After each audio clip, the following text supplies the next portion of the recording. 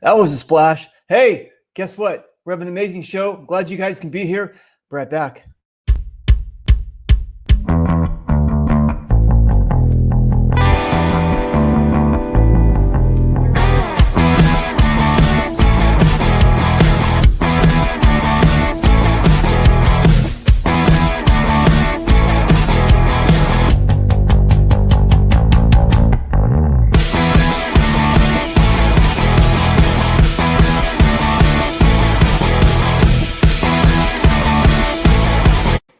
What? 2 shows? 2 shows in one day? Yes, it is. It's Wednesday? What is today? I think it's Wednesday. Dude, I've lost track of time. There's just so many shows. Today's Wednesday, the 20th. I think we're on show number 43, 44. I don't know what we are. But anyway, welcome. Thanks for showing up again. I hope you guys have had an amazing day. I have always had an amazing day. Today is it was about 75 outside. Beautiful California weather, like always. Check that out, right? That's the big kahuna. That's the big wave. We're not going to be talking about that, though. We're going to be talking about something really kind of cool. It's a something very close to my heart. And we're going to be talking with this really cool cat who I've known, I guess, on my paintball career. I've known him for a very long time. So we're going to be jumping right into it. And hello, brother. The man of mystery. Look at that. Sipping wine and. Hey, it's you there. Oh, yes, exactly. I can't see you, dude. It's getting too dark. You're going to have to. Dark. You're going to have to like move the camera, something. Yeah. All right. Only for you, Bubba. All right. This is my comfortable spot. All right, there you go. Oh, that's cool. Well, that's cool. The problem is that you know what? You look like you're in the witness protection program. I'll put on the patio lights. I'm trying not to wait. Thank you very much. I want people to know that it's really you that I'm talking to. Anyway, so we got to fly. Yeah, I've been playing our sport since 2008. You're looking cool. I mean, I would date you, maybe. Yeah, okay. Yeah, cool. Nice. I've been playing our sport since 2008. And when I started playing, I didn't even know what MagFed was. I liked pistols. I got sponsored by Tiberius. And we had these 8.0 guns. What's going on? Do you hear that? Are you making falafels? What are you doing? What's the... That ain't me.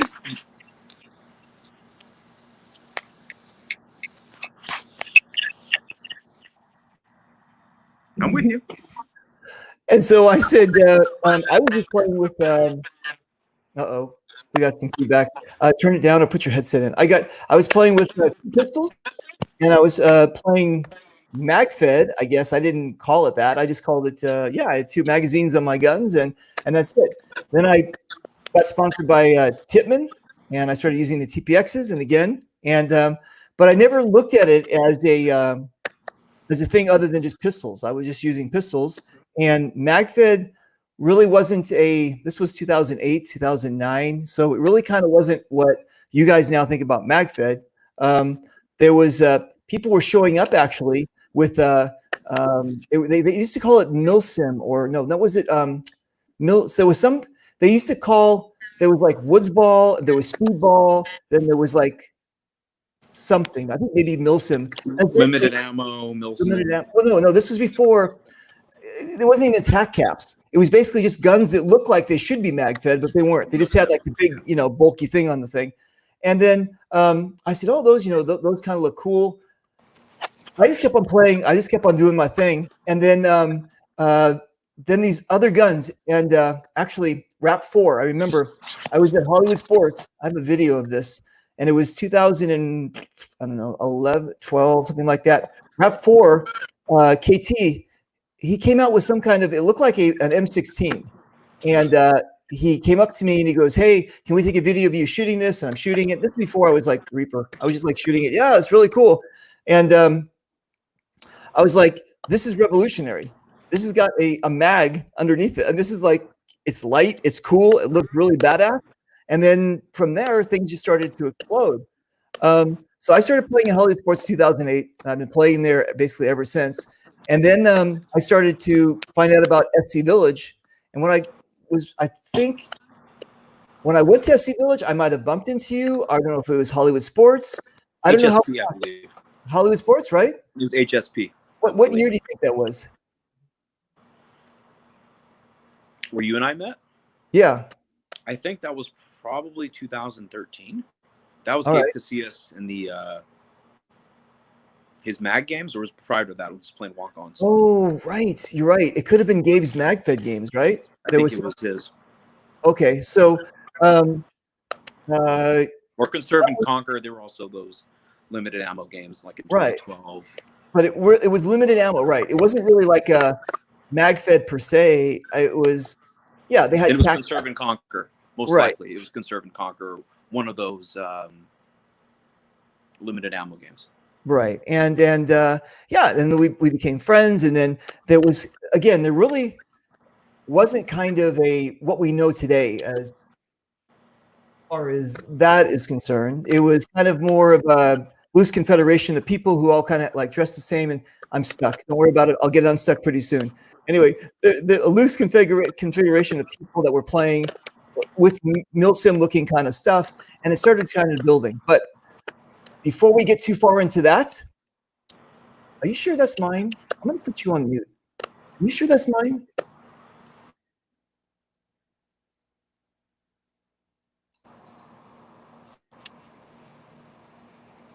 Doesn't matter. I can live with it if you can live with it. I can barely hear it, man. Okay, cool. Don't worry about it. It just sounds like someone's choking. I was going to help them out. Anyway, so the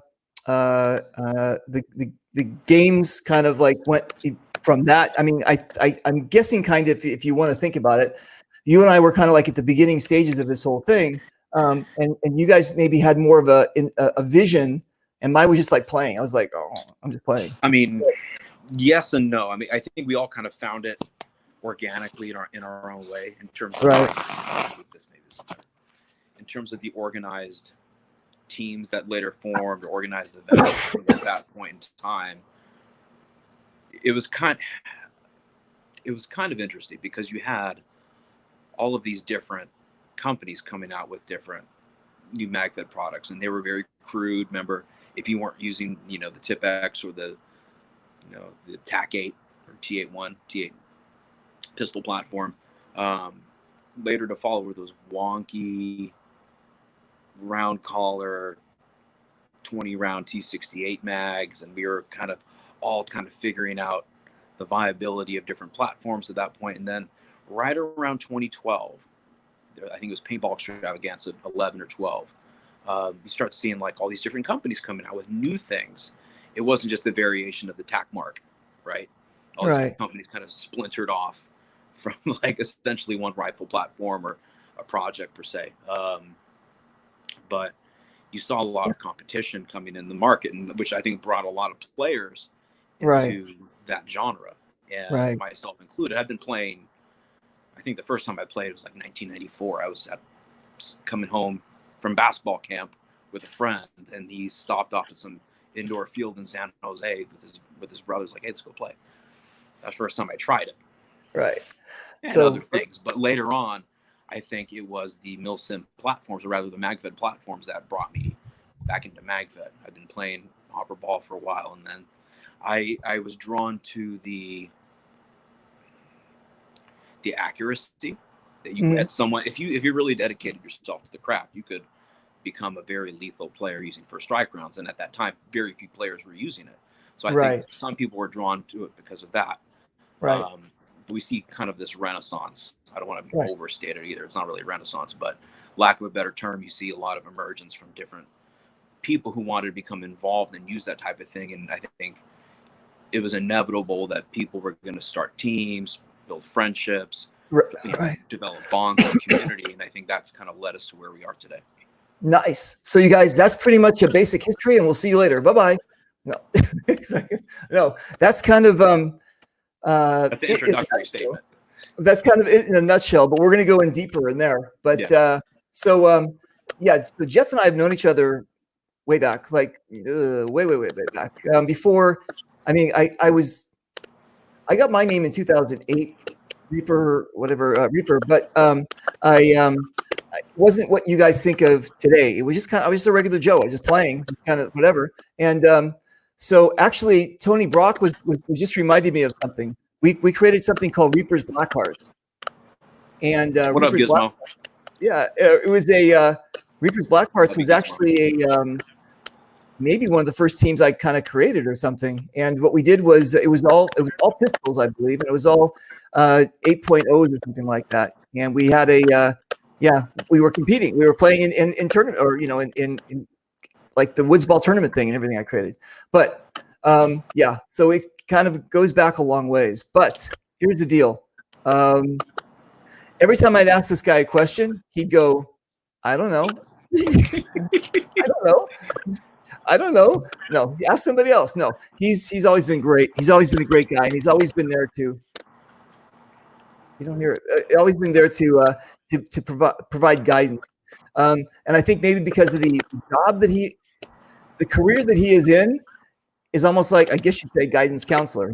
He's you have to handle. I'm marriage and family therapist, work in mental health setting, and kind of move past the point in my career. I'm doing majority, program management, clinical supervision, which means like essentially teaching therapists how to become therapists, or monitoring them until licensure, working in a nonprofit setting, which private practice.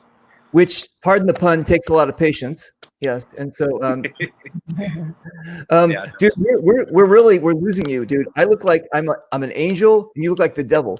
We gotta get some light on you, man. I don't know, Dave. I'm not the studio type. Come on, this is not. We're not camping here. Where are you at? What is it? I'm in my backyard. This is my back patio. That's cool. Turn the light on. No, listen, stop. Listen, check this out. I got sleeping 1-year-old right on that other side. All right, I apologize. 10-year-old inside playing Fortnite, screaming his lungs out. Okay, I apologize. You know what? I'll come over here for you. Right there. More light. Right there. What are you doing? Right there. That's it. All right, and I'm gonna have to whisper though. I'm gonna have to whisper. Well, you don't yell anyway, so it doesn't matter. He's in this other wall. He's in his bedroom right there, dude. Dude, this is great. Now they can see you. Oh my! Now they know I'm actually interviewing you. Exactly. I didn't hire an actor that knows. Well, hey, look. If you wake up the baby, I'm blaming you. You got to come rock him. All right. I'll rock him. I think you live down the street from me. No, kind of. I think you live like an hour from me or something. I'll put my mask on and my gloves. Okay, so.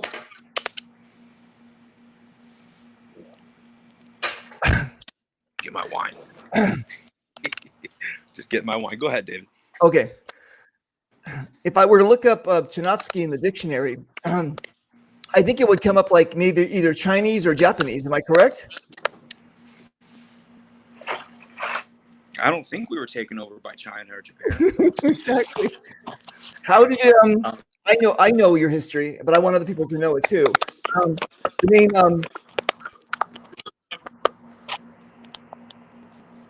Okay, you cool? Yeah, I'm good. You look fantastic. You look amazing. I'm just lounging back here, Dave. I know you're formal. Right now, but I'm lounging. But go ahead, dude. I'm with you. Relax. So the last name. You're half and half of what I know, and I know that half is of my how do I say it? My lineage, my peoplehood, and the other half is someplace in Central America. Yeah, so on my father's side, we go back paternally to Russia, maternally on my father's side to Lithuania. Chudnofsky comes from a town called Chudnov. Look up the Battle of Chudnov. Okay. It happened in like 1600s. Tell me one of my great grandpappies didn't win that fucking war. That's cool. Yeah. And then the Sanchez side, my mom's side, is from Texas and Mexico, respectively. Very nice. So Tex-Mex and Jewish. I got all the best parts, man. Dude, that's amazing. You're fucking amazing. That's very cool. Okay. So then, and you were born here, right? You were born in Los Angeles or in California? No, Walnut Creek, California. Been in Southern California since 2004 after I graduated from undergrad. Born in the East Bay. So I'm still hyphy. I'm still Yay area. You're still I'm not one of these California. Laker fans. I'm not pulling Yeah, to Dodger Stadium for a game and leaving in the third inning. You know, that's y'all. I mean, that's hey, nice. You went to high school there too, up in the Bay Area? Central Coast. Where? Went to Stevenson, small, rather privileged private institution in Pebble Beach. So I was that Pebble kid. Beach? Dude, Yeah. you're killing it. All right, nice. If you guys My don't dad know was about Pebble Beach, they have their it's the amazing golf courses, and they have a big car show all the time. It's just something special. Yeah. Nice. Very good. Congratulations. I like it. Sophisticated. it was an interesting few years. An Let's just say those aristocrat. golf courses weren't just car shows and tournaments. Nice. Okay, so then you finish high school at Stevenson, it's called? Yeah. Okay, and then you decide that you're going to spread your wings, or you're going to go, like, you're going to hang out in the Central Coast? What are you doing? I went to St. Mary's College. That is in the East Bay as well. So that's in the West Coast Conference. Same line of schools of Santa Clara, Gonzaga, Loyola Marymount, one of the Jesuit schools. So I went there because, you know, I had an inkling I wanted to, you know, play. It was Division I AA football at the time. I was still very confused about what I wanted to do in life, but I went there for that. And very quickly learned I didn't want that. I thought I wanted. I didn't really want it. It wasn't about 5 a.m. pool workouts at that time. Well, looking back, that's no sweat. But at the time, going into college freshman year, I'm like, I want to socialize. I want to, you know, enjoy the college experience. I don't want to have to put in that level of work. So, okay, so I just wasn't about it. Well, what were you? Were you defensive back, split in, wide receiver? Running back. Running back. Yeah, you look like a running back. Exactly. That's cool. I mean, so did you do that in high school? And you said this is something I want to pursue? Yeah, I was captain of my team in high school. Running back, strong safety. Love basketball. Basketball was really my first love. But obviously, I didn't have the handles or the height. So right, fucking Jews. Always the Jews. Ruining the genes. You should be an accountant or something, or a lawyer or a doctor. Why can't you be a good lawyer? Exactly. Why can't you go to law school? He passed his LSATs. He makes his mom so happy. Oh my God. Yep. She's having a great time for David.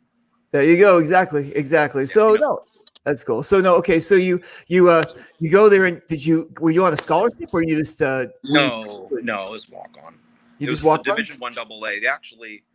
The program doesn't even exist anymore. The football program. So the basketball program became so good and profitable. I mean, this is the only team that's knocked off Gonzaga in the last, you know, essentially decade and a half. So we went to the Sweet 16 a few years back, usually a stalwart in that conference. And I think the other schools in that conference did away with their football programs. There really wasn't one AA.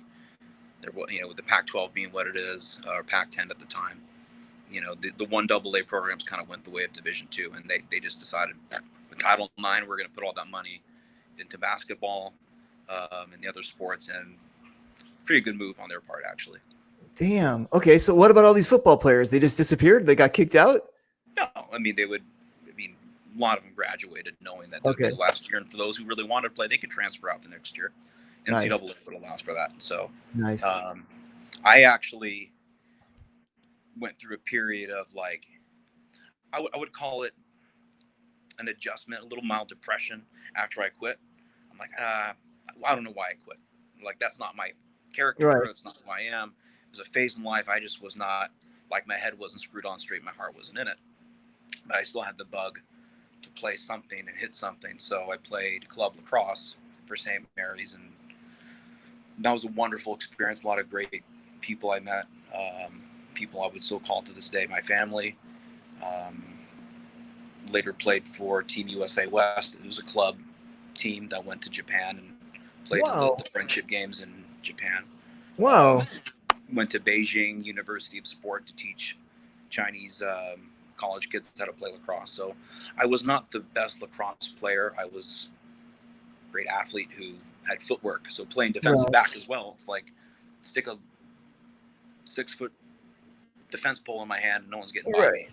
Right. And that was kind of like the shot in the arm that I needed to kind of maintain that competitive spirit. I don't know if you want to keep going with this, but eventually my wife and No, I it's cool. left college, came down here to Southern California. After we graduated, she had her family business here, and I was like looking to do something different. Started working for Fox Sports as a production assistant. Wow. Hated it. Okay. Hated it, man. Like, Wait, was that the one in Culver City? well, no, that wasn't that studio. This was the one that was in the belly of the Staples Center. At the time, it was Fox Sports West. Wow. So they would do, I think they later called it Prime Ticket or FSN One. It was basically doing production on the nightly highlight shows, the Friday night football show. Right. That part was cool. I'd go to practices from El Segundo for the Lakers, press box for Angels games. That part was dope. But I looked around the room at the people who were working in the production side, and they were all miserable, or they were divorced, or they weren't healthy. The hours were basically noon or 3 p.m. to midnight. Wow. Night show. So I'm like, I don't know if I want that. And I went to one of the on-air talent, who will remain nameless. I said, hey, what's a guy got to do to get on camera in this town? So I look, kid, you either got to, excuse my language, you either got to be a big titty blonde or a big titty Latina, or you got to be an ex-all-star in this town. Wow. Camera, unless you're a guy like me, you got to go through all these little local TV stations across the country, build yourself a reel, get some salt, pepper in your hair, develop something unique, and then come back. And I thought to myself, well, I just came down here to ostensibly start a life with this woman, young lady. I don't know if I want to move to, Des Moines. Even Des Moines is a big market, but I don't want to move to middle of nowhere to just do this and make peanuts. So, went back to the drawing board, made some money in real estate, and decided I wanted to work in mental health.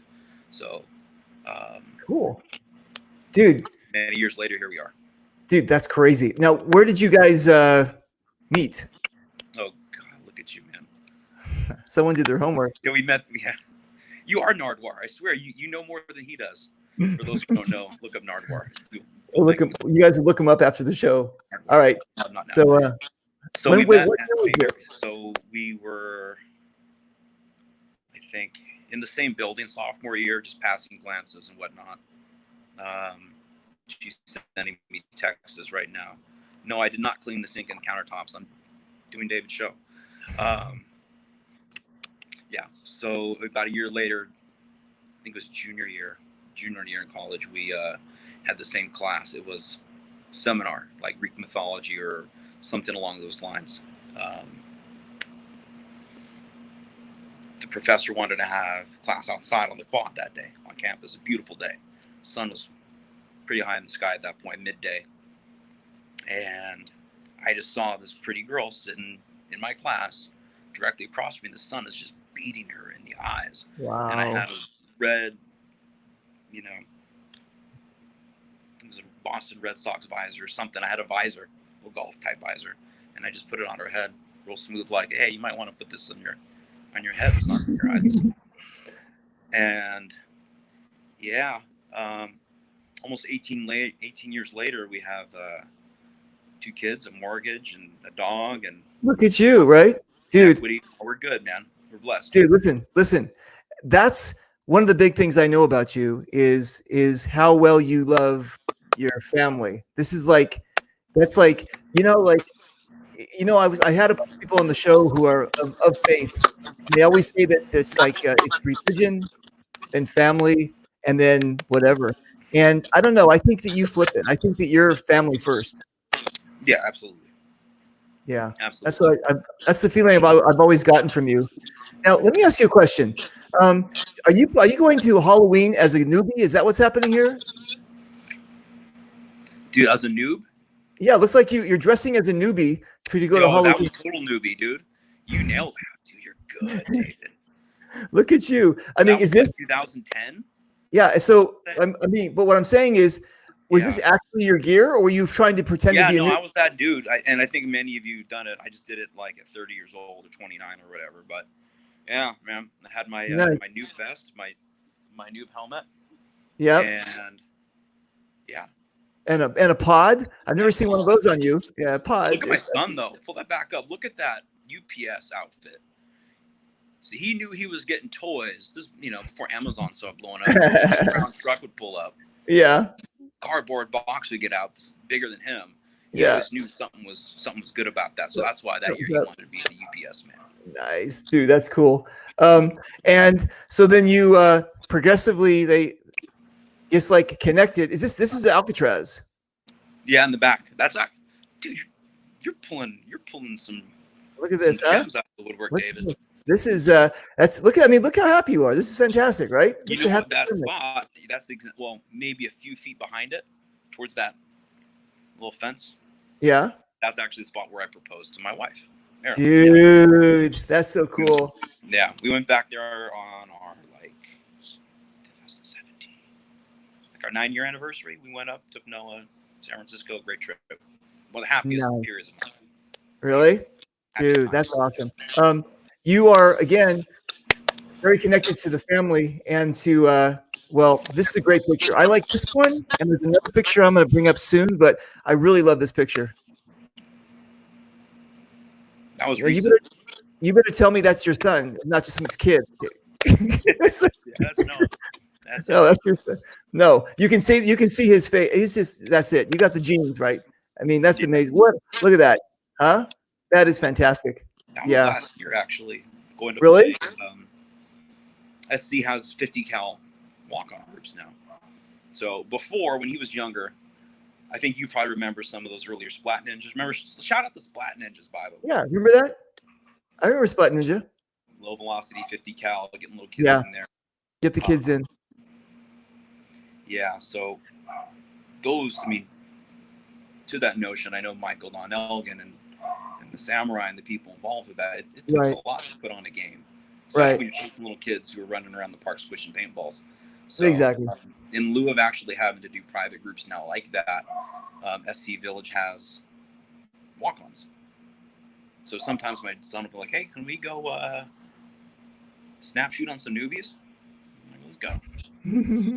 Dude, that's amazing. Yet. I won't let him. I'm not going to be that dad who brings a tiny kid on 68. Right. Shooting him. No. I was that dad. Don't do that. That's not. Yeah. How old is he now? It's almost 11. He'll be 11 this summer. Very cool. And you said you've got another one too, right? Yeah. One and a half? No, 14 months. 14 months. Wow, good. Very cool. I like it. Okay, so you went through all of this basketball, football. You went to, and I heard when you were in Beijing, right? Yeah, I heard that. Is it true they gave you like a nickname? One Hung Low. What was it? Something like that, or anyway, I've been holding that joke for a long time. Anyway, thank you very much. No, that was great though. That's really cool that you got to travel a lot because even back then, even today, but even back then, a lot of Americans didn't have passports. You know what I'm saying? They didn't care about that kind of stuff. And this kind of maybe forced you into that, I got to get a passport. I got to do this. I had it probably a while before then because, going back to, just, I'm very blessed. I'm privileged to have parents who, instill values, education, right, culture. Obviously, we grew up well. We were lucky to travel even when I was a kid to a degree. So nice. The concept of being worldly was kind of impressed upon us early. That's really cool. Was that from your dad's side or your mom's side? Both. Nice. Both. Yeah. Very cool. Very cool. Okay, so then you come to Southern California, you're getting involved in Fox Sports, you realize that this thing is not for me. I don't want to work, all my life doing this and end up like a couch potato kind of guy.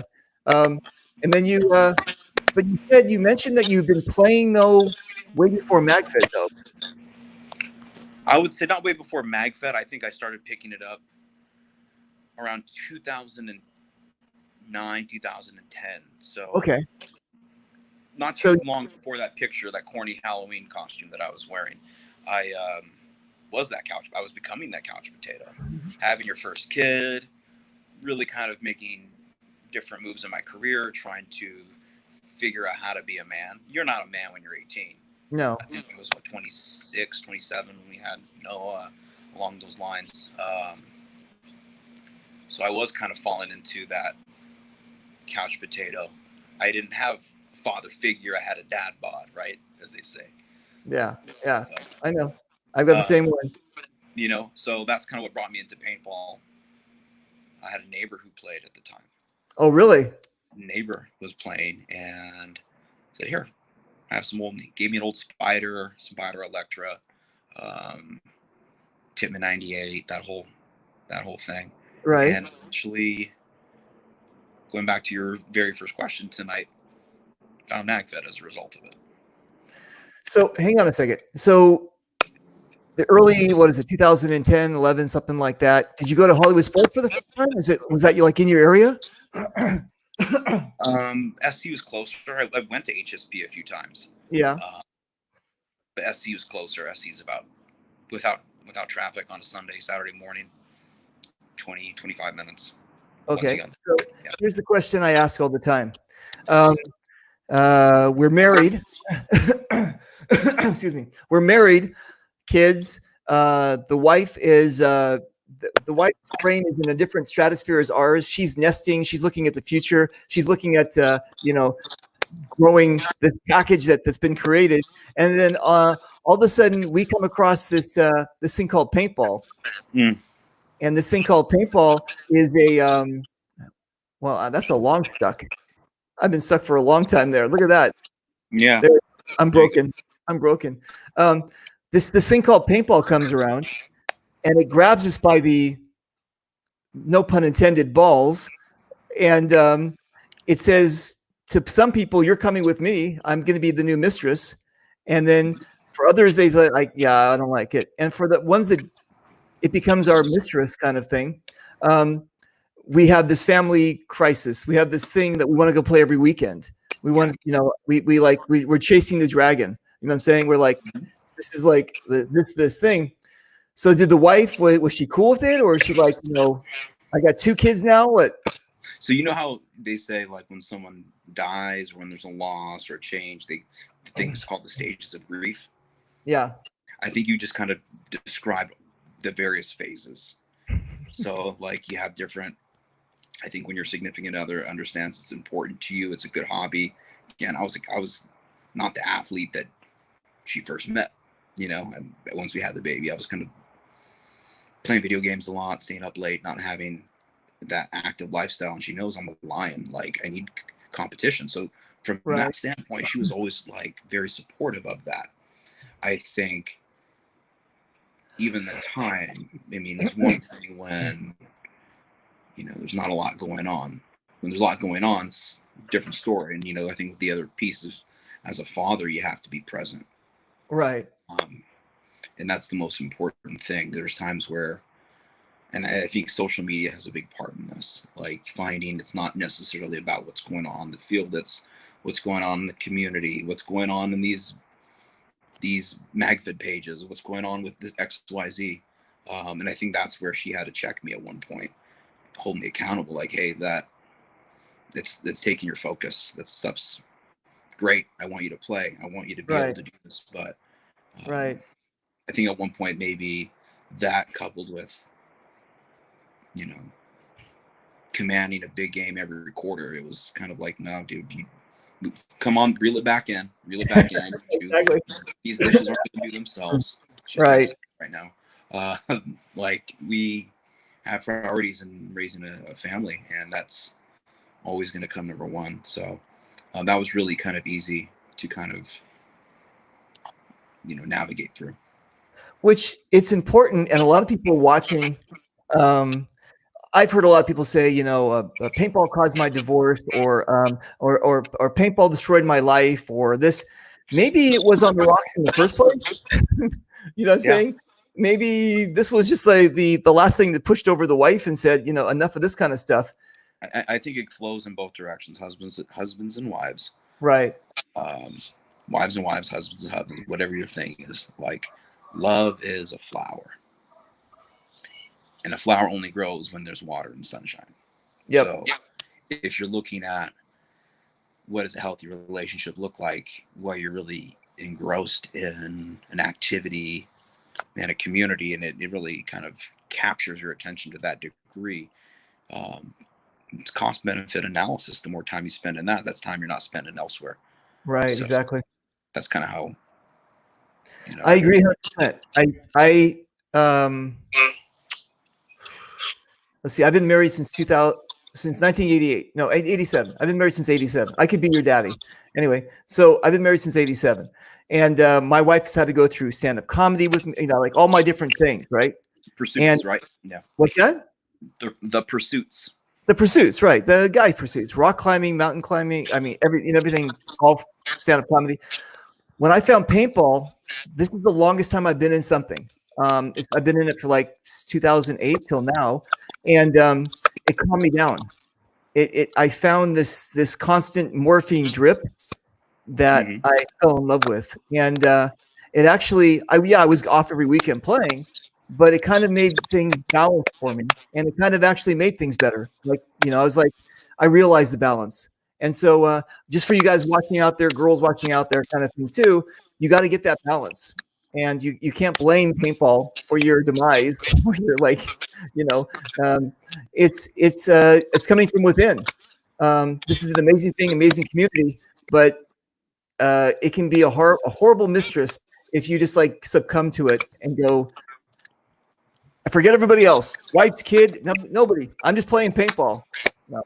That right there. So I think that's the piece where if we find ourselves ever in a situation like that, we have to check our intentions. Right. I'm a believer that for everything we do, there's a primary and a secondary motivation. A wise person once told me that, and I believe it. And I think the initial thing for many people, not everyone, some people are just happy to go play and there's no issue, right? Just playing isn't the issue. It's what comes with the playing. If it gets to the point where you're involved with a lot of production, right? ODSC is definitely the leader in MagFed production. Right. If you're involved in a lot of competition, like we're about that competition. If you are involved in now the online component of those things, and get involved with the politics and the blah blah blah, right? That, I think that's where it gets unnecessary. That's the fat that should be trimmed for anyone, because I think at that point you're not making it about the game. That's true. The game is the game. It's on the field.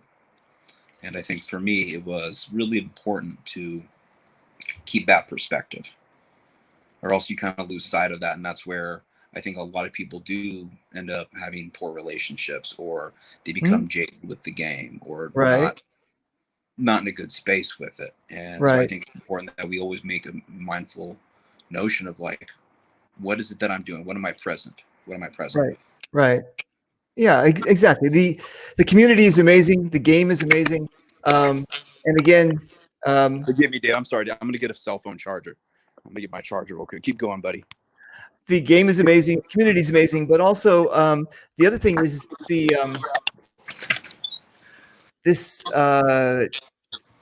it could be, for some people, it's a substitute. For some people, they like, they go online, whether they become haters or whatever the situation is. It's no longer about the game. It becomes about them, or this wherever their mind is at kind of thing. And it's, for some people, this is their life. For some people, this community is their thing, and they're willing to defend it, like whether online or whatever. And there's been times where people have like threatened other people, and like there's going to be, and I'm like, this is not paintball anymore. This is just like, and I'm like, I don't like this stuff. So I understand, and it's a part of every community. I got it, and I was just, It shouldn't be. Yeah, but listen, we'll talk a lot later, but things happen, and whatever it happens anyway. So okay, so listen. What's up? You decide. Oh, dude, the light's getting even better. This is amazing. Because look, that's Baby Easy's room right here. That's Izzy's room. All right. So I got to charge my. All right, we'll play it. quiet. I'm with you. Okay, so now you're you're kind of formatting your look, your feel, where you're kind of guiding yourself where you want to go. You drop the spider, and you're saying like, okay, I'm going to kind of like, we're going to make a big leap here. But basically, you went from your hopper driven type of thing, and then you started getting into like this kind of stuff, right? I love that marker. I miss that marker. That's what is that, a SAR? No, that was before the SAR. That was the Milsig Paradigm Pro. Nice. And so again, that's you when I went used to cut up everyone. The first year MagFed became organized, people didn't want to see me with that thing.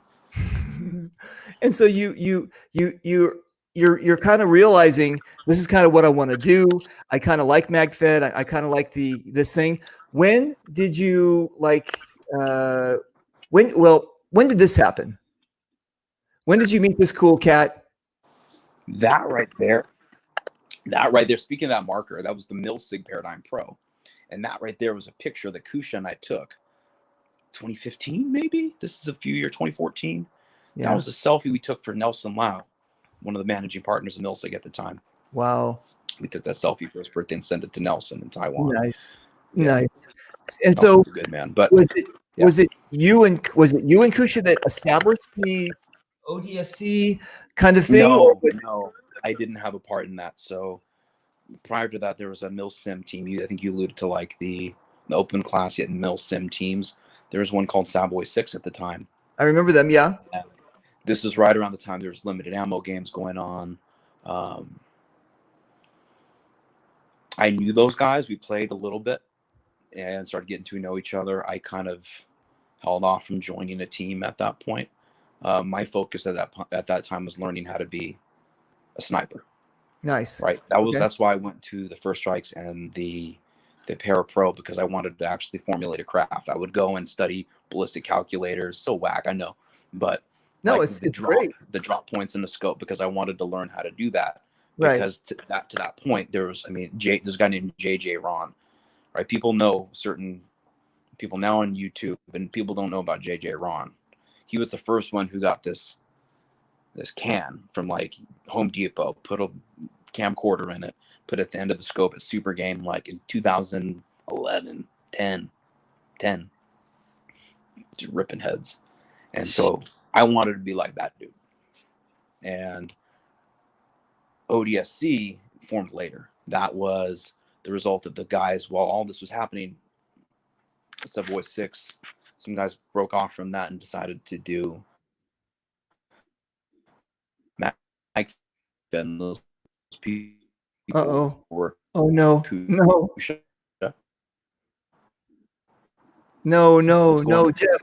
Jeff.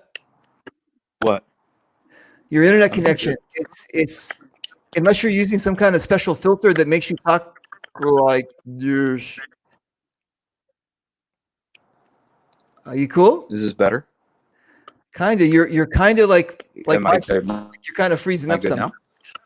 Yeah, I mean, again, I got an 11-year-old playing Fortnite in there and a wife watching Netflix. Oh, dude. Okay. Bandwidth. It's a motherfucker. Bandwidth. I got it. And everyone's home right now doing the same thing. So bear with me. I don't have the studio yet.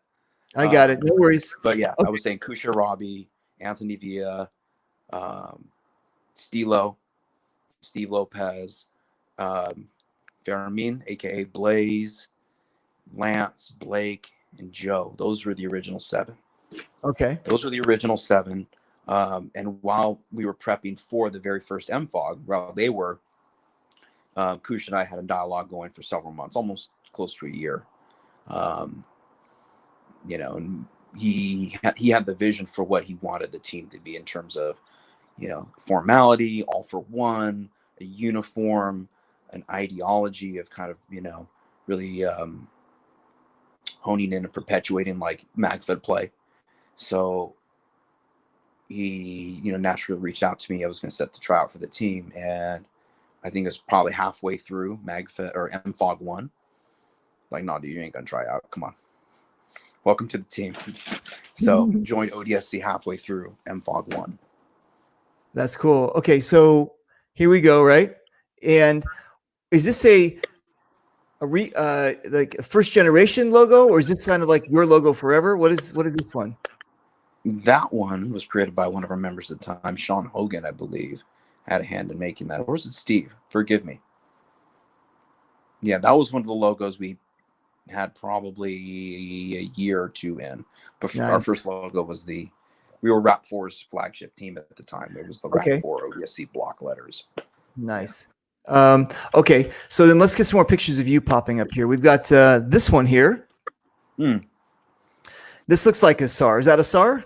That is my SAR. That was before she got vitiligo. She got what? That was before she got vitiligo. Lost her pigmentation. Now she's light skinned. Nice. That's cool. So when did you decide to, because you're jumping around here, like we've got this one here. Is this the SAR as well? HSP. No, that was the prototype of the 468 DMR. That was the PTR lower with the 468 DMR.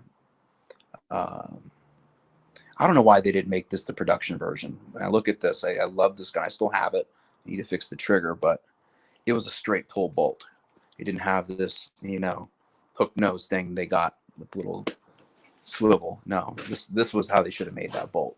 That thing was beauty. Still shoots beautifully. Wow. So when did you decide that? Is it like sniping was going to be for you? Did you said?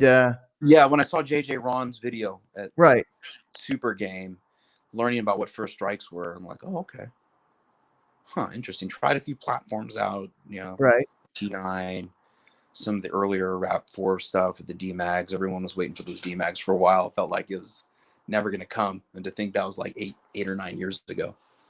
And then I found the Milsig Paradigm Pro, which shot like a dream. I wanted to... So I referenced being a couch potato, right? I was really big into sports games, but also first-person shooters, and in particular, like sniping the games, just getting nuke after nuke on Modern Warfare, sniping, right? And I thought, I can do that. Give me the capability, a platform to do that. I can do that. So that's kind of what got me into that role. And then at that time, again, no one was really doing that yet. I had a great buddy of mine, a teammate from ODSC, Jeremy Veith, and then Ant, my brother from another mother, godfather of my child, taught me how to use a ghillie suit. Ant helped make that ghillie suit. Ant made that. Right. Go back to that ghillie. Ant made that out of a burlap sack, or a burlap poncho with burlap. He got burlap material when he was on the road traveling for work one day. It was some pattern of burlap, some woodland pattern. And yeah, he helped construct the parka. I did the rest.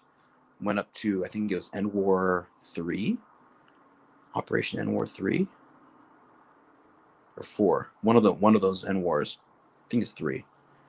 And just did the damn thing, man. Out in Copperopolis, just undetected, hitting 100-yard shots. Wow. That was a great time. Did you video? Did you get the camera and everything? Did you do video? No, that's never been my thing. I'm not patient enough to want to go through and edit all that. I see what some guys do. I tip my hat to you. That's not for me. And I never really wanted the attention that comes with it. My stance is always it's always going to be as a competitor. I'm probably not using the right metaphor here. We're talking about Ned Stark from Game of Thrones. Obviously. Yeah, not really, but I know about it. Character Ned Stark says to someone in season 1 before he got his head cut off. He said, he says, I'm not going to give a spoiler. That shit's old. It's like, why don't you ever duel? Why don't you ever duel in the tournaments? He was like, because I don't want you to see what I can do in real life. So I always kind of took that mindset. Like, I don't want you to study my scope. I don't want you to see how I move, how I'm using angles. I don't want you to see that. That's pretty cool. Why would I give you that? That's true. So, I like it.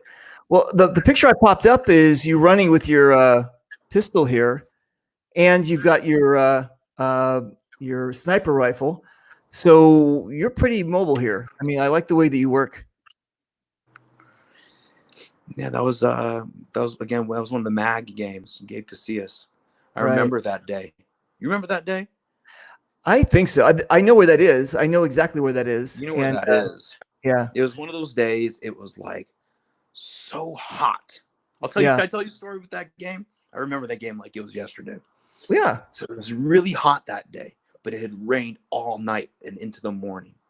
And there was just mud and that old kind of leftover paint grime at Hollywood Sports by the locker room. It was still underwater. Right, You right. know, that was jankum. We call Yeah. it jankum. That was some jankum right there. That was Okay. foul. And And it smelled too. Yeah. It was hot that day. Yeah. And I remember is it Mad Max, the one with the buses? Yeah. Mad No, Max. buses. No, the buses would be APOC. APOC. Thank you. Yeah. It's APOC. And it was on the side where you would enter right in the middle. For those who don't know, go to Hollywood Sports. You can know what I'm talking about. I was on the near side. I'm not on the side that would walk to the bus. So game just ripped, just started. Whistle just blew it. First game of the day. Rack 1. I was using that DMR. Pop. Elimination. Rack 1. Pop. And rinse and repeat until about 7 kills. Wow. And I remember you were in the back. You were on the other team. Now that I remember this. And I was sizing up one dude to be the next one. He was right on the passenger side where you enter the bus. He's right there. I can just waiting. And this my buddy Jonathan Little was on the other side. Jonathan Little was on the other side. And he's just walking slow. John's a big guy. So he was taking his time walking. I'm patient. I'm just like, all right. And he's going, he's walking, and he's in my line of sight. I can't see now the person that I was going to shoot. Finally, he walks out of my line of sight, and I'm set to engage. I see my target. I'm about to, make sure I just clear the side mirror. And I get stitched right from behind, right in the ribs. And who was it? It was Jonathan Little. Jonathan Little, dead man walk on APOC. Ruined my kill streak on that day. And it was so hot and humid and everyone was watching and I was pissed. Jonathan, if I see you, I'm going to see you one of these days. That shit was like 8 years ago or 6 years ago. I'm going to see you though. Right. I'm going to see you. I'm going to get you. No. Well, you owe me one as well. There was we were at Mad Max and there was 3 snipers. Yeah. There was 3 snipers. You guys had the corner. You had everything angled. Then they had another guy that maybe a first time player or something, right? Who was Antonio, Primo of ODSC. Okay. I remember this game. There's 4 corners, right? There's 4 teams. 4 corners. And so I waited for I think it was like 2 or 3 minutes before the game was going to end. And I just I did my run. And by that time, people had already settled into where they're going to be. So you were kind of just expecting people to come from one angle. I was watching the left. Cody, Radar, Volk. Right. Hector. Shout out to Black Kings. Yep. Black Knights. R.I.P. to Black Kings. I love you guys. Yeah, exactly. But I remember they were on the left, and Mad Max was different. Remember, had the tower back then? Yeah, back then, right. The tower. I don't think they tore it down yet. Yeah, no, they saw the tower. They just made it into a different part of the park. In a different part, right. Yeah. But there was a configuration that, underneath that, you can look to the left and you see them coming on the other side. And we were watching that because we could see them. They were probably our poison on the other side. Right. And I don't know if you were on their side or not, but I do remember you coming up to me, putting your rubber knife to my throat. So gentle. Just so gentle like. I'm like, I know. I would not have that GoPro running right now, you motherfucker. Don't I know exactly. I went and they go shh. And I'm like, all right. Yeah, that's it. No, you were a gentleman about it. Hey, good kill. You were a gentleman. My mouth is shut and I'm walking you. Primo's my wife's cousin. That's why I call him Primo. It's my wife's cousin. And you stick the knife under his throat and said, mind if I cut in? Exactly. Oh, we just got Reaper just got us, dude. I know. And you were trying to well, and then you said fuck it. All right, you got it like this. But your cousin he was startled. I mean, he didn't know what to expect. That not your cousin, your what is it? Your brother-in-law? My cousin. I call my cousin. So when I came up behind him, because he was his mind was completely focused, and that's the thing about with you guys sniping and everything. You guys can do tunnel vision, right? Like this. And so I kind of try to weave and stuff. But I mean, listen, these things happen all the time, and it's just it was like a 3-on-3-on-3-on-3 game. Yeah. four corners at the end of right. the game, and that's kind of a really difficult place to kind of operate in a two-man sniper team, right? Given that Right. low on the ground, there's all sorts Right. of cover, and I just remember thinking like, well, that's what should happen. Reaper should be able to creep up. This is his home turf. He knows these corners. Exactly. I'm sitting here watching a choke point. Right. Reaper is the choke point. So you do your thing. You kind of wait until the end of the game where there's matriculation, some exactly. Little attrition going on with some of the team. And then that's when you go in for your kills. I love it. I love it. Yeah. Kudos to you, man. You got your strategy. Thank you very much, brother. But listen, that is an amazing part to play, and to play first strike rounds, because you can shoot to the other side. You know what I'm saying? A first strike round in those fields can shoot to the other side, and it's fantastic. All right, so again, I like this picture here. What are you running? That's a Tip-X, right? At that time, it was the Tip-X and the 468 PTR DMR, the original. Yeah. And you guys, listen, again, I'm going to reemphasize this. This guy loves his kid. He loves his family. He's just, he's an amazing father. Look at that. This is an amazing. I just want to know one, buddy. Dude, this is, what a great picture, right? That's your SAR, right? Mm-hmm. And you're out practicing. Again, you guys, he became what he is because of practice. He's just very good at what he does. He's just amazing. So yeah, congratulations. It didn't happen overnight. No, it didn't.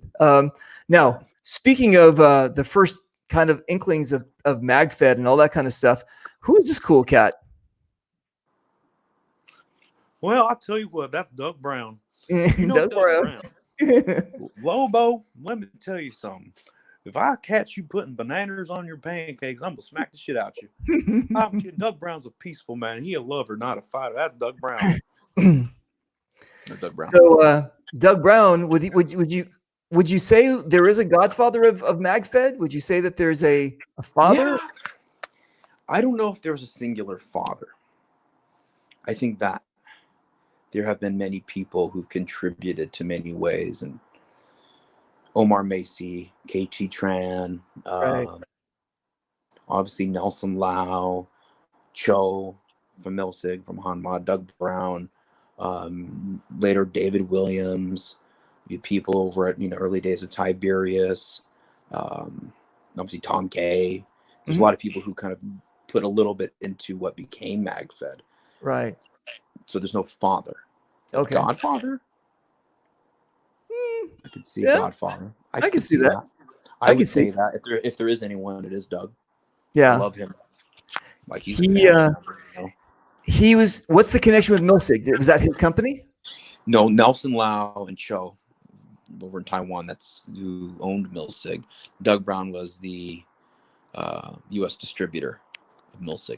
And tech, though. I mean, he was a tech as well, right? Yeah, I think calling him a distributor is probably not doing it justice, because what he was the representative. He was that company to many degrees. Right. No offense to Nelson or anyone else.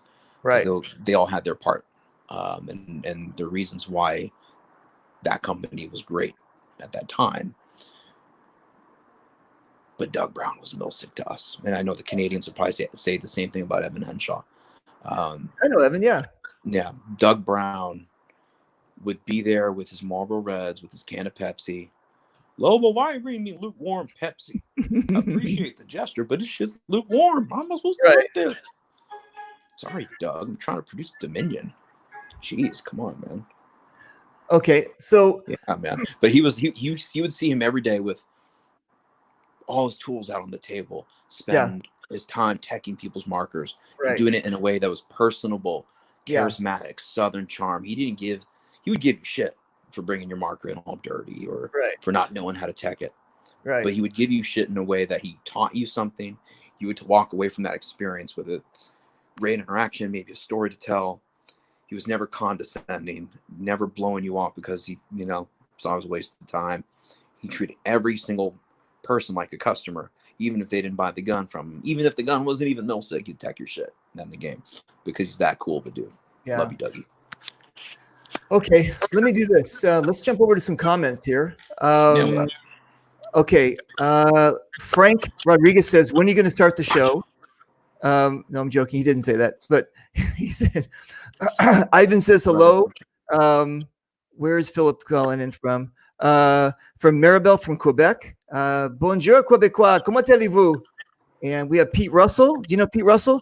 From actually, Pete Russell is Command Decisions in North Carolina. Okay. Yeah, Okay. Foldy Gap. Yeah, so Awesome. he's a really cool cat. Tony says hello. Jason Mann, Gizmo. the other Reaper. Can I give a shout out to Gizmo real quick? Of course. May I? People don't know about Gizmo. I'm gonna put Gizmo's business out in the street. Gizmo's, All right. He's a champion. This All right. man's a champion. Any game that I've ever won has had Anthony Villa and Gizmo Brock by my side. I love you, dude. Thank you. He's a great guy. I've known him since I started playing, and he's just Killer Rabbit. You Killer Rabbits. Remember them? Yeah, fantastic. Jason Mann. Jason Mann is the East Coast Reaper. So we're very. He's out of North Carolina. He's just a really great guy. Sean Pepper Bowman was on our Canadian show today. He's just a cool cat. You know who this guy is, right? Jimmy's son. Oh, that's the king. I'm sorry, that's the Lord. That's the Lord. Lord Jimmy's son. This kid goes so hard. Great kid, great attitude. Young man. He's not a kid anymore. He's a young man. He earned his stripes. You know what you did, Jimmy. You know what you did, Jimmy. Love you. And he's someone we really appreciate out here. And that's Buddha. Órale. Órale, ese. Órale, Buddha ¿qué from pasó, Archangels amigo? out in Texas. I love Yo those guys. Great place to be. Hello from, there's another Quebec. Hello, Quebec. Do you know who Dustin is? I know Matt Savino. He's a guy who's great with statistics and rulers and micrometers and FMT, fecal microbial transmission. He knows all about that stuff. Matt's a great guy. And that's Dustin. Hope you're doing well, buddy. What's up, Dustin? Brandon Page is out of Michigan. He's with Brandon? Okay, cool. Hang on a second. Where did my thing go? Okay. There's a guy that keeps on trolling my show. I can't get him off here. You know what? Eventually, okay, I'm going to have you on the show. I'm just joking. I love me some Rojo. All right, David. Listen, we're gonna we're gonna have him on the show. We're trying to schedule it both of us to work. Watch that. He's great. James Wolf. That's nice.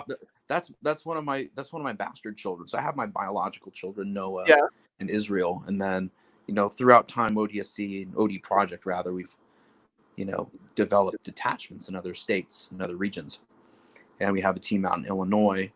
Speaking of that, Illinois, Caesar's Raptor. So, Caesar's the detachment founder of ODIL out there, and James Wolf he's a potato. He's not a person. He's a potato. It's potato. There he is. He's a potato. And then also, Polsky is actually the reason that. I mean, you and I have been like dancing around the issue about getting you on, but he's actually he was the catalyst. He was like, you got to do this. As long as we're taking comments and shouting people out, let me just speak to this young man's character. This kid plays hard, so hard, but he does it with a smile on his face. Nice. Watching him and some of the younger, generation, the upcoming generation play. Very raw talent, but so much great youthful energy and positive attitude, dude. You're awesome. Nice. There's this old man who used to actually, as a kid, he used to run through the jungles of Guatemala. I don't know if you know who this is. No, that's not him. This is your life. Look, I love him. Do you remember Jackson Charles? Do you remember a thing over Jackson Charles, David? No, what's that? You thought that somebody was trolling me. You thought he was trolling. No, he wasn't, though. He was an actual person who had a thing with Catno and died of a skydiving accident. Okay. It's because of Catno. Because of Catno. All right. Because of Catno. I know people out there talking about Catno. Catno is our favorite educator. He's our favorite teacher. He's a great guy. He's our favorite teacher. Hey, Tony. We love you, Tony. Anyway, so let's do this. As far as the MagFed history is concerned, I saw this floating around a while ago, MagFed Society. Oh, yeah. Shout out to Magnet Society. Okay, and I don't have a picture of it, but there's like an umbrella that people used to use too, right? There was some kind of umbrella. I don't know the actual. The Mag 9000 that does all that stuff, and the interns for MagFed Society, they have a plethora of those types of logos. That one right there was the duck, because ducks are important. They're very important. There's a time where our country, and it still is to many, many degrees, is very divided. There's a lot of divisive, very polarizing topics and allegiances and ideologies and dogmas in our country.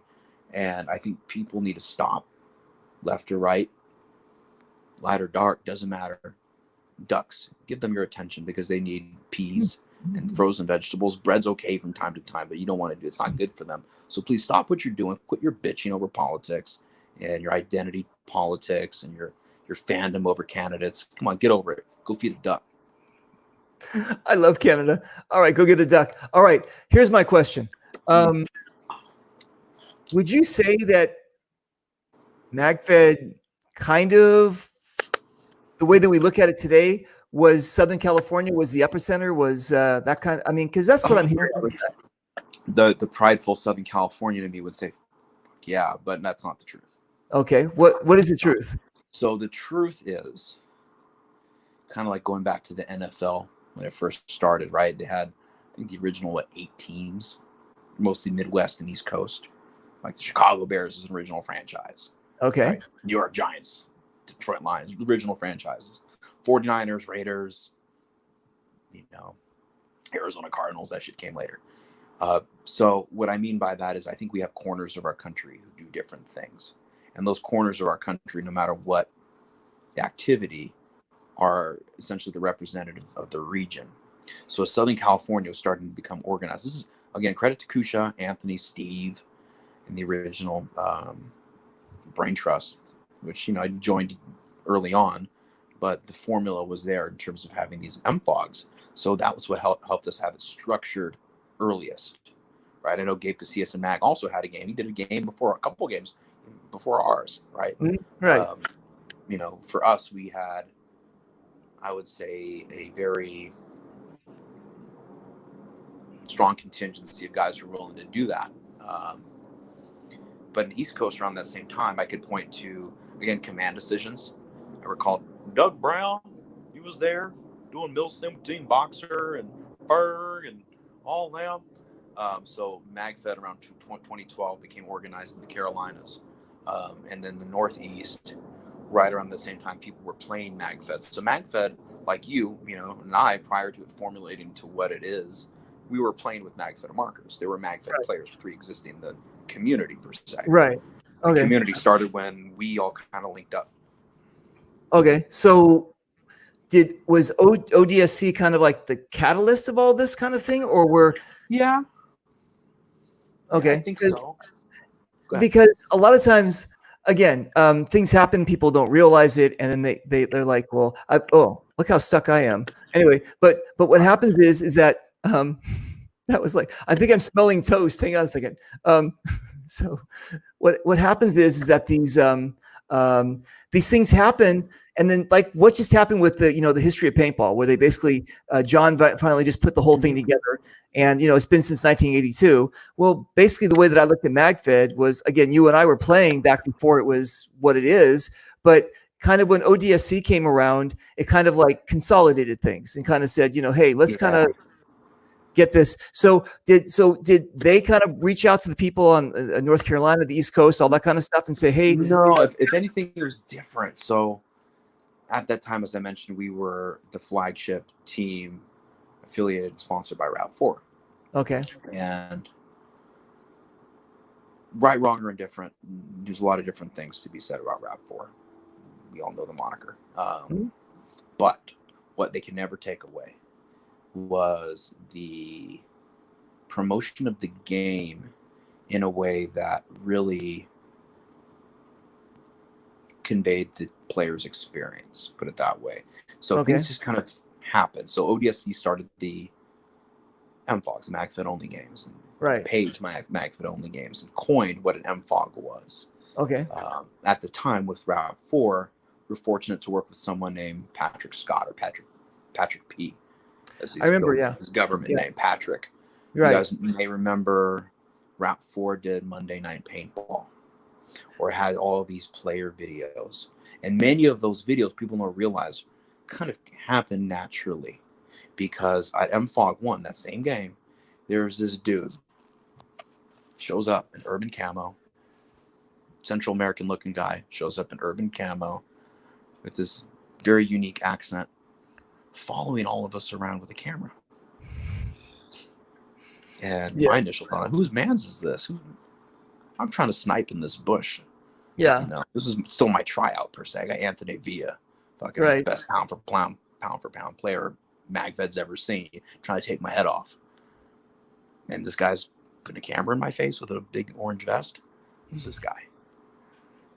And I just remember at the end of that day or that week, this young man puts out a video, and it was very kind of raw and like, you know, didn't matter if the camera was shaky. It didn't matter if we as players weren't as good as we thought we were, if people were fumbling their mag.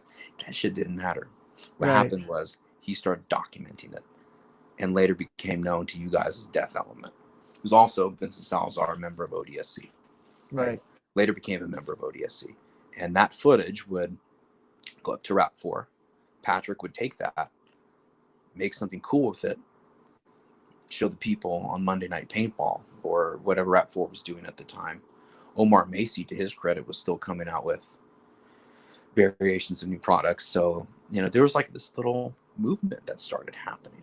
And I think we were a part of that. We were a vital part of that. We weren't the only part of that. And I think that symbiotically, with games popping up on the East Coast, people start taking pride in East Coast MagFed and putting on games, playing games.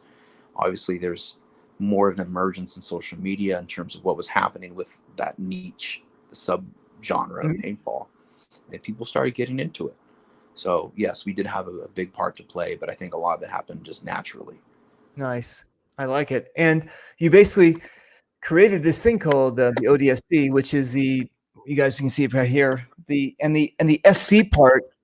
The SC part is the Southern California, and then you guys. I know there was like a big thing where Kusha and you guys were going to like it was Arizona. You went to Illinois.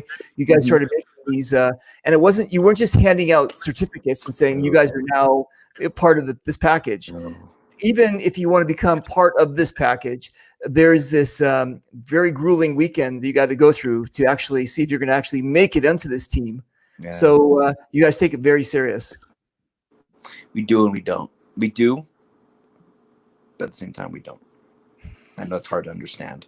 You won't know what I'm talking about until you actually go through it, right? But the best I could convey is we didn't want to become just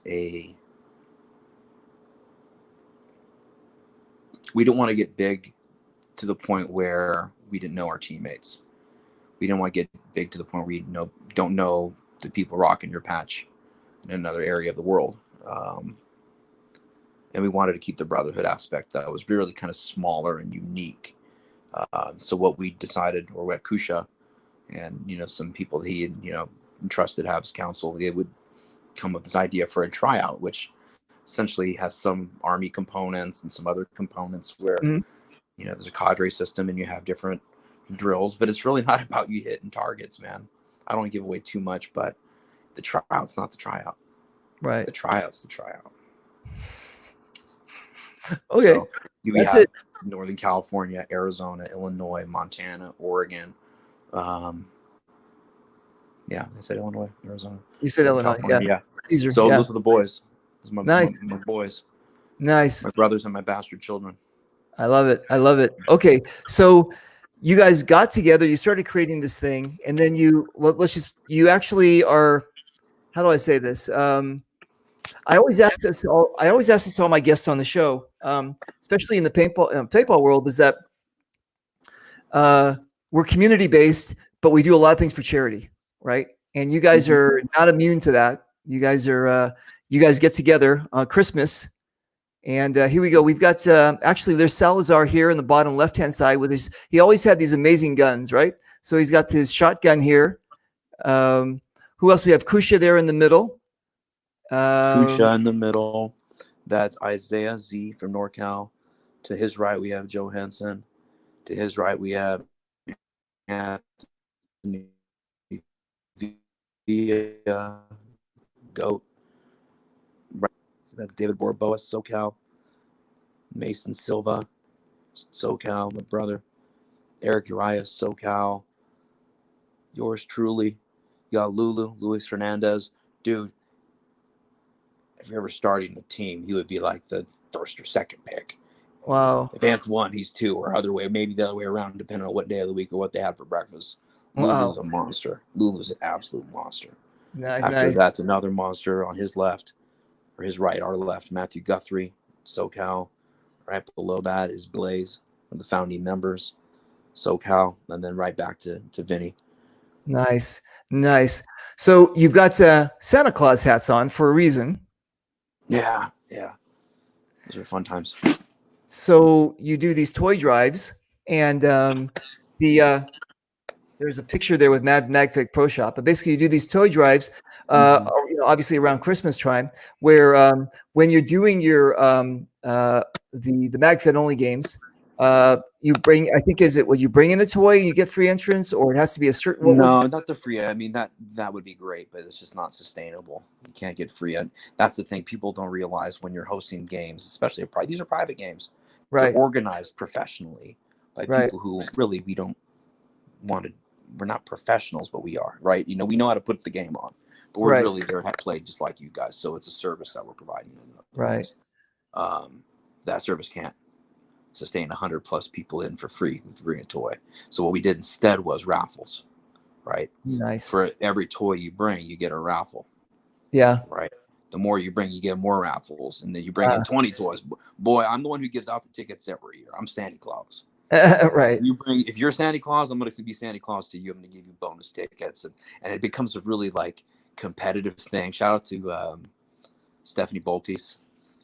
She's amazing, right? Yeah, dude. They're Mark Hensley, other people. You can count on there just being this, great turnout from people, all just bringing boxes and boxes and boxes of toys. And, nice. And then we were able to give things away. Kusha's always been very generous. Magfed Pro Shop, again, has been a big part of this. We haven't really gotten into that. But Magfed Pro Shop, after we decided to be independent, no longer be, affiliated just in one singular company, unless it was going to represent all of Magfed. And that was Kusha's vision for Magfed Pro Shop, which has essentially been the backbone. The players are the backbone in the sense of the ones putting on the events and putting in the work. But MagFed Pro Shop is there too. That's if we're the backbone, they are the spinal fluid. Exactly. The spinal fluid. Right? That's true. That's true. I like it. Donate prizes up, sending rentals to Northern California, Arizona, right, Illinois, Idaho, or Montana, Oregon. We're blessed to have a sponsor that's from within. Nice. So Kusha, he's killed it. He's just amazing. Absolutely. He's amazing. My brother. Okay, so we've got I don't know. I didn't want to do this, but I guess I'm going to have to. Are you sitting down? Yeah. I know you don't like the spot. I know you don't like the spotlight, but I'm sorry. But this is it's not. Listen, I've been on magazine covers. Now you're a magazine cover. This is not something to laugh at. This is a hard thing to do to get onto a cover. And Gary Baum, thank you very much. I think that was a Gary Baum shot. Yeah, that was Gary. I remember this happening. I remember this when this came out and Gary showed me the thing. He goes, "What do you think?" I go, "Deserving." He's like, because I go to his office and he's showing me all the pictures and stuff like this. And I go, "Yeah, this is a great shot." So yeah, he would come out to the events. He'd take these amazing shots. That's a great shot. And so congratulations, the rise of MagFed paintball, right? Yeah. Shout out to Gary. Best to do it. The games, I would say 2013, 2014 started happening North America. I know in Europe has its own movement, but that was just a fun time to be a part of, man. I look Right. back and thank you for doing this. Like a lot of nostalgia tonight. I'm feeling that. Oh, thanks. You're welcome. Well, listen, don't know if actually, it's- Jimmy said that East Coast, he thinks it started around 2014. Probably the northern East Coast. The north, Yeah, that's that's true. what he said. The Northeast, The right? Northeast. I know in the Southeast, because you got, look, Doug Brown, he just wants you to put 2 drops of oil in your ASA. That's all he wants. That, and he wants plain food because he has the palate of a 5-year-old. But he's a sweetheart. And Nice. he had a big thing to do with just organizing players together. I got 20, you got 20. All you really need in MagFed, play the games, take some pictures, post them on Facebook, tell them I had a good time. People will come back the next time. That's true. I agree. Okay, so now let's jump up into here. We've got where we go. Okay, cool. So now you're starting to get like involved in this whole world MagFed, everything like that, and into actual events. So then now they're making you, what is this? Are you the general of this game? Yeah, that was my first. I mean, I had generaled the game in a third faction before in more of a production type setting, but this is my first time having the keys to the vehicle. Wow. This was like I mentioned, I wanted to snipe. That was my thing. Very competitive. Like, I don't know if you can watch The Last Dance. Are you familiar with The Last Dance? What that is, Dave? It was on ESPN. You should go back and watch it. It aired this past month on ESPN. Oh, we're talking sports. You're talking to the wrong guy, dude. Sports, it transcends sports. But for those right. who may have seen it, like, it documents the final year as well as all of the years of Michael Jordan's tenure with the Chicago Bulls. Really candid inside look. And as a kid, I would grow up and watch him. Like, just the competitive nature. And that's kind of what I felt like watching that. Like, okay, this makes sense to me. Why? Wow. I wanted to compete so much. So I wanted to do that as a sniper. Like in paintball, its own dynamic compared to other sports. I wanted to do that as a sniper, become, proficient or prolific at it. Right. Until I started going to games, scenario games, not meetups, not walk-ons, but scenario games. Right. And I would walk away kind of dissatisfied because the competitive drive was like, I didn't feel that was very organized.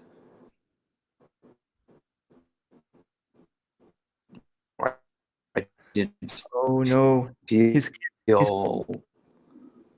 that the competitive vibe could be what it like.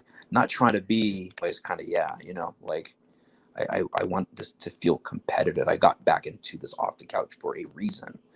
And this is where that secondary motivation comes. I want to play to have fun, but now I want to play to win. And I wanted to say, you know what? I see what other guys do, see some things I like, some things I don't like, but I want to try it myself. I want to test myself to see if I can command a game. So that game came up. SAS Southern California gave me a shot to command Besieged at beautiful Lakeside in San Diego. Hell of a game. What a game.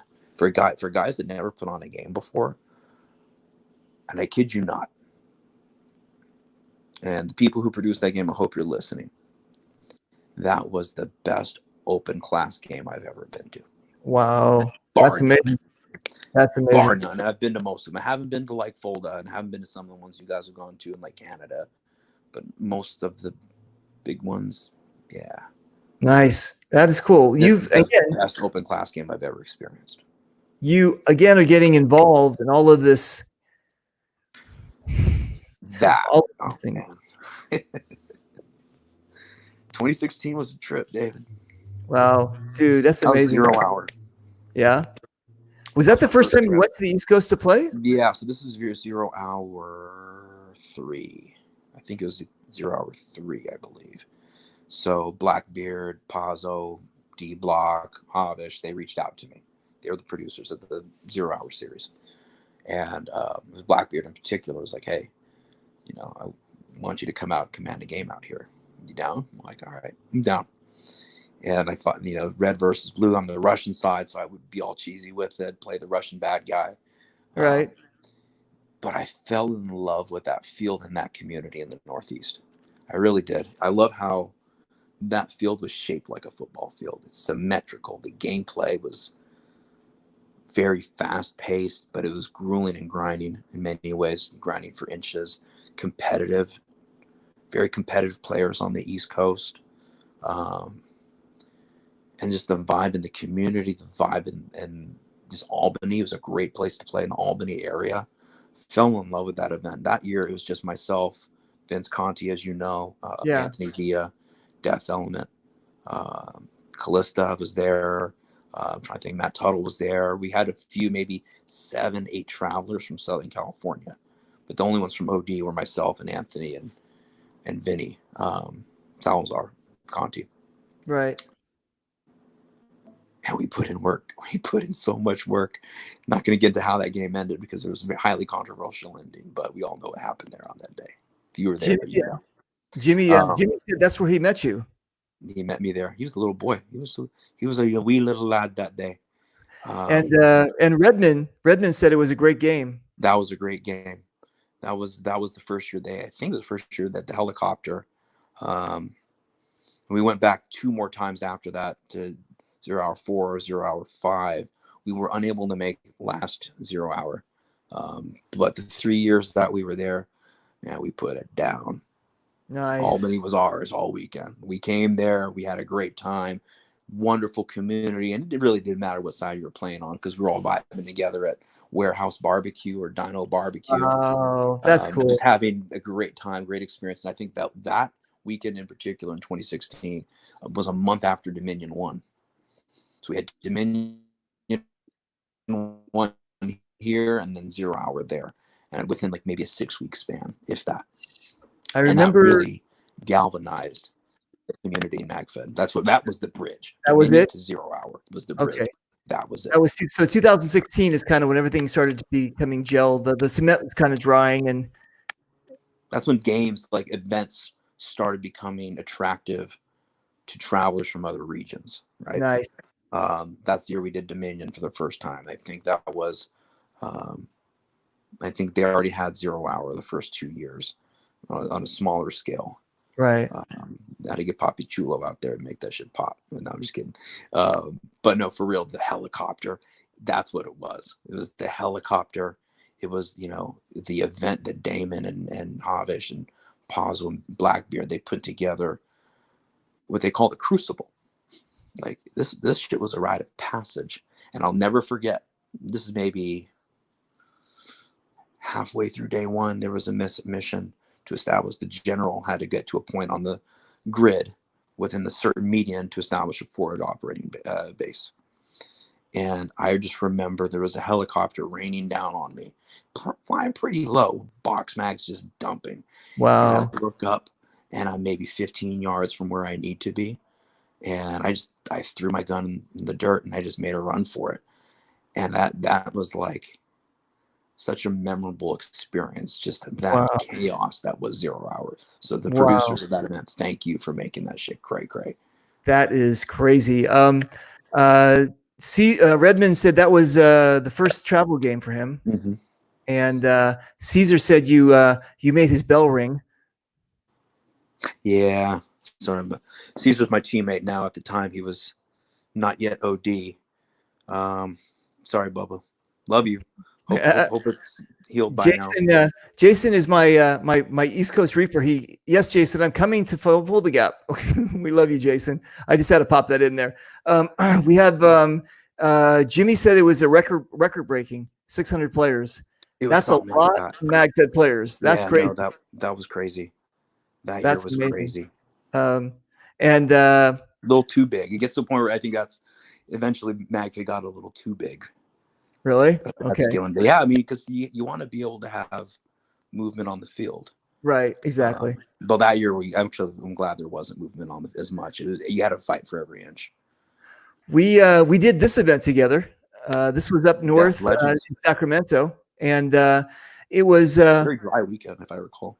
Yeah, very funny. I love your sarcasm. Yeah, it was from the beginning to the end. It rained. That's all it was. It was crazy, right. But it was fantastic. And then all of a sudden, again, for some reason, somebody has faith in you, and they go, "We're going to put this guy as commander." Now, you guys, this is our big event down here in Los Angeles called Decay of Nations. There's the Decay 10, the 10-year anniversary game, right?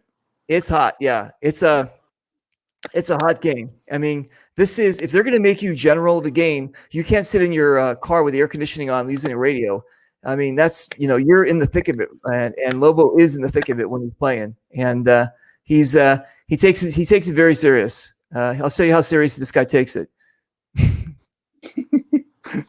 What up, Andre?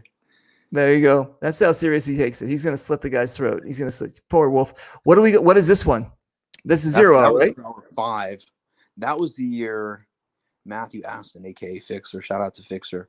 That was his first generaling experience. So hope he had a good time putting up with me, because the Red or Dead movement was pretty strong. I had a hard time letting go of the reins, but I did for Matty because I love him and trust him. He trusted him to do a great job with that event. But we we came and had his back and made sure that the machine was still moving. And this one? That was last year. Wow.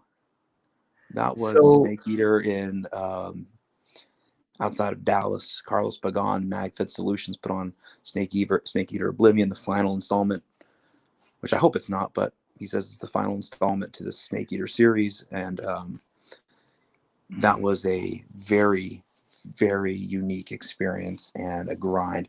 I don't know if I think they're mesquite or some other type of vine, but we're talking thorns this big that would go through your boots. Friday walkthrough, we're walking the field. I've never been to this field before. I just seen drone footage and stuff some locals sent me. So I'm walking through, and this is maybe first 10 minutes of seeing the field. Thorn right through my boot. I mean, this was a big sucker. And I remember thinking, I just paused, kind of like in those movies. I think it was like Behind Enemy Lines, where he steps on the landmine. It's like, don't move. Exactly. Don't move. I was like that. Don't move. And my buddy Dustin and Z, they were like, all right, don't move. We're going to take off your shoe, take off your sock. Yeah.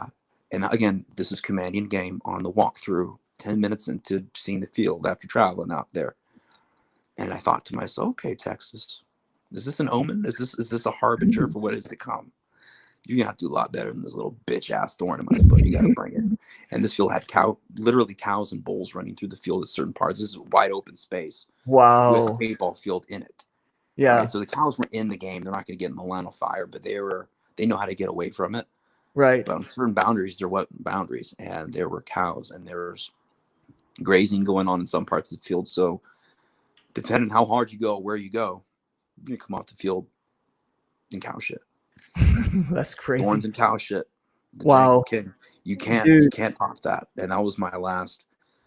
Well, it was supposed to be my last dance. It's supposed to be my last general thing. I wanted to pass the torch. I got the Crow, Jordan Sanchez, and Guthrie, and obviously Anthony Villa has been very successful as a commander himself, as a general. Gizmo, Catno, Smoke, Castle. There's a lot of people. Chris Scott. There's a lot of people in the Magazine community that I want. Buddha, Dan Pianfetti. There's a lot of people I want to play for. I don't want to do this anymore. I know I can do it now. I don't want to do it anymore. That was my last go around until Smoke and Tilt from MagFed Society asked me to do another game upcoming. Nice. I like it. Listen, Jason Mann, he wants you to come to Full the Gap. He's very impressed by your stories there, and he wants you to come he wants everybody to come to Full the Gap. He wants me to drive to Home Depot and collect people to go to Full the Gap. Honestly, I've been hearing about Full the Gap for the past decade or decade plus, or close to a decade. And it's definitely, it's on the list. It's on the bucket list. And I've been hearing about it long enough. I have to go.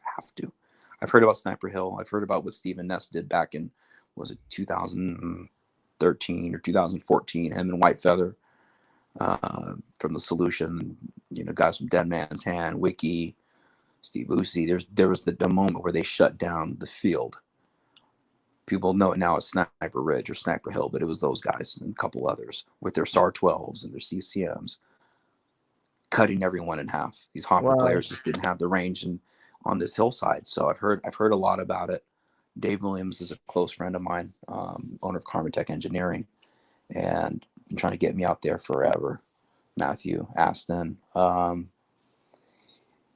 Unfortunately, the way it works, and going back to David's initial point, like being a father, husband, career, there's only so many times I travel in the year, and it just kind of gets pushed back and pushed back. Every year it's been like 0 hour. Okay. 0 hour. And snake year, Texas, right? Texas is still a place we want to continue to help foster a MagFed community. And then the Midwest with Enigma, or back when we did famine out there. So there's different things. MagFed Society. I haven't even been to Kilo 69 yet. You know, one of my best friends produces that game, and I never made it to Kilo. Wow. So there's games like Falda, Honey Badger up in Ontario, Right. Canada. Obviously, Freelancers is the game. I'm telling you, this is the last time I'm commanding anyone else. If anyone else other than Smoke had asked me to general a game, I would have told you to go fuck yourself. So sorry for my language. I would have said no, thank you, but no, thank you, give it to. That's cool. So all right, Fold is on the list. Don't get me wrong, it's on the list, and then that'll probably be my next open class game. Nice. Okay, so the ODST, you guys. Again, as you guys just saw, they travel a lot. You guys are traveling all over the place to do all these different games. You're trying to like foster MagFed in all these different states. It's been fantastic. Mm-hmm. But locally here, you guys started doing your the MagFed only games, and you did Jungle Island, you did SD Village. I think you even did one at HSP. Did you do that one? Or is that a later? different? Yeah, we wanted to be mindful of HSP. HSP to us was always Gabe Casillas and Mag. Military assault at the time, so we never really wanted to jump into that. Right. But it became apparent that wasn't going to be, an endeavor for them anymore for him. Right. So this field was not getting utilized for MagFed. So we eventually went back to Hollywood Sports, where we do what we call a VOA series. It's kind of a more fast-paced MFOG. Right. It is. This is faster pace. We got 30. What is it? 2.5 half 2.5 years. And 30 games. You're up to what game are you up to? 50 now? What are we at? More than 50? No, we are at 70. What are we at? 76. 76. It's kind of hard with COVID, I'll be honest. And I haven't been the best teammate with the baby, and things turning up in my career kind of took a back seat to the production side. That's been Kusha and Steve and Anthony. But yeah, no, we're in the 70s now. We would actually this month be at 84. If COVID didn't happen, we would be celebrating our 7-year anniversary this month from wow, dude, that's amazing. 7-year anniversary. But with COVID the last several months, so that led to canceling a lot of MagFed for us. Right. These are great games, you guys. This is SC Village again at Hollywood Sports, the smaller version of it, and because you kind of need a big field. I mean, like SC is kind of a great place to play with look, I love that place. Okay, and then we've got the Dominions came out, right? So you guys created out like the Dominion series. That was 2016 to start. Yes, 2016, 2017, 2018. We're at Jungle Island, and then that same year, 18, we helped ODIL bring the Dominion series to the Midwest. They did Famine, and then brought it back home to SC Village last year. We decided SC is where it needed to be. Nice. Snake Eater, dude, I'm telling you, you're all over the map. This is just amazing. Uh-oh. Dude, your kid's playing the games. I hope he's winning. That's all I'm going to say. I hope he's winning. The lag is killing us, but I hope your kid's winning the game. Are you cool? Yeah? I can see you kind of moving. I'm good, man. Okay, good. All right, cool. All right. I'm living the dream, man. I'm living the dream. You're living the dream. I got it. Speaking of Fixer, if you guys don't know who this cool cat is, he's a Kiwi originally, and then he moved to Colorado. He's been all over California. Right? Fixer? No, he's in Washington State. Now he's in Washington, right? Washington State. Yeah, he's saving lives. He does some form of forgive me if I don't have the exact terminology, but some sort of para-rescue or some wilderness rescue certification, and saves lives out there. He's a great guy. Fantastic, cool cat. Okay, what do we have? That one, and then this one here is you again. Again, controlling the truth. K-Creations 10. Yeah, amazing. This is amazing. Again, from what we've been able to learn about you, you're a Leo. Well, I don't know if you're a Leo, but are you a Leo? Sagittarius, but whatever's clever, man. I don't know. I'm just saying, you've got this this drive in you, whether it's the sports drive or this whatever this leadership thing, and it just carries over to everything you do. And I'm very happy to have been friends with you, and Likewise. just it's kind of a cool thing. You're just a really cool cat. I'm glad that we were able to get you on the show finally. And Takes one to know one. yeah, I know. Listen, so yes, there is ODSC, and there's ODSC again. That's from Southern California. You've got the. Oh, you okay? We got the. I'm good. It's a cutting. I'm gonna walk away from this room. Maybe I get better reception. Okay. I can hear you. Sorry, go ahead. Do you want to? Where do we find out about you guys online? So if somebody's interested, maybe creating a chapter or joining a chapter. So if you're interested in joining, say again, this was supposed to be the anniversary weekend for ODSC. This would have been MFOG 84, I believe. And typically that weekend, not only do the anniversary game, but we also have tryouts. The tryouts that I mentioned earlier, where you have to do certain things. And if you're willing to do certain things, you can look us up on ODSC or MagFit only games. You'll find out about the upcoming games. At some point, we'll advertise tryouts again. Right now, we're not. We're trying to crawl, walk, run as it pertains to COVID.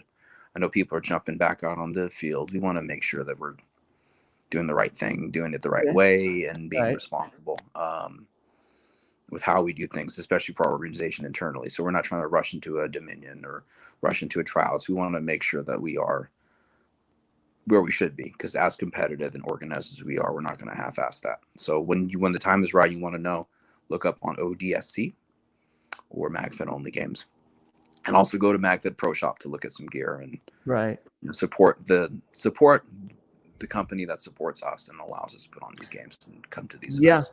Kusha is doing so much great work for everybody. It's just the community, the family. It's just all great. Kusha's just an amazing cat.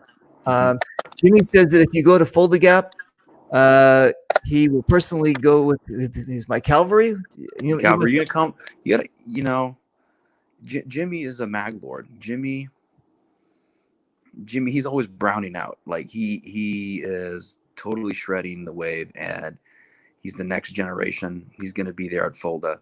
Am I against you at Freelancers, Jimmy? Are you Killer B, or are you with the Mantis? That's what I want to know. Jimmy, I'm gonna get you, Jimmy. I love you, Jimmy. Nice. All right. So Jimmy's son, we've known him for a long time. All right. So wait. Tucker Danielson says pew pew. I like it. Okay. Listen. What did we leave out? Anything? I mean, we've left out a lot. I didn't like. There's but we kind of imagine we could fit everything in. But you touched all the narrative bullet points, right? So the highlights. Basically, so for people who don't know anything about MagFed, people watching all around the world, they don't know about it. Again, we kind of got a feeling of it. You and I were kind of like in the beginning parts, not even really, understanding it. And then you started kind of like branching off into more of a organized type of situation. And then, like Jimmy said, around Northeast 2014, it kind of became more consolidated. You guys became more consolidated, and it became to what it is basically today, where now it's a worldwide phenomenon. And you've got people all over the world playing MagFed, and the guns that are that we started with are obviously much more different than what they have today. And we have Matt again. We have Matt in Quebec who measures his first strike rounds. He sands them down. He measures them. It's therapy. There's a lot more than that with them. I know. But it's therapy for a lot of these people, and it's fantastic. And the community is just a very strong and vibrant community. And I'm glad to be kind of connected with it. But yeah, I never fully drank all the Kool-Aid with the MagFed. I'm just like, I'm more of an international. I'm just like, yeah, I'm like, whatever. You are you. I Don't mean, ever stop being you. all right. There's only one you. Yes. There will be other games. There will be other people. There'll be other teams, but there'll never be another you. You do you, David. I love you too. I love you. Very good. All right. Check is in the mail. All right.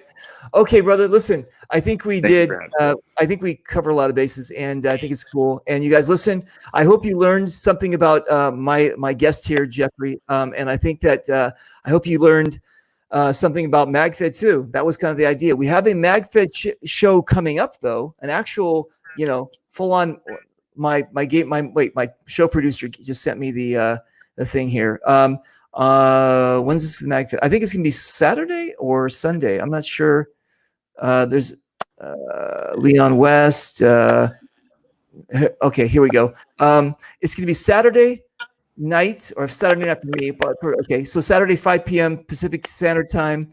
Hanging with Reaper. Our guest is gonna be Brandon Page, and he's gonna be helping us with the MagFed, and it's gonna be basically an ode to MagFed. Now you kind of understand where MagFed came from, and kind of like the backbone of this thing. And we're going to do a show just about MagFed and all the players that play it and how they love it and how they wax poetically about it. So thank you very much for helping us get this thing started. And on Saturday, we're going to do a big MagFed show. I like it. Okay, listen, thank Jeff, you for having me, David. You're welcome. Hang out 1 second in the green room. I'm going to say goodbye. Can I give a quick goodbye and shout out real quick? Is that okay? Of course. I just want to say thank you to, again, teammates at ODSC, to MagFed Pro Shop, to those who attend the events, to those who, support the industry, right? And I think it's really important to recognize this is for fun. This is not going to be forever. So have fun while you're doing it. Make some memories. David, thank you for having me on, brother. You're welcome. Don't run off. Stay in the green room. I'll see you in a second. Okay, hold on 1 second. And you guys, I'll shoot you soon.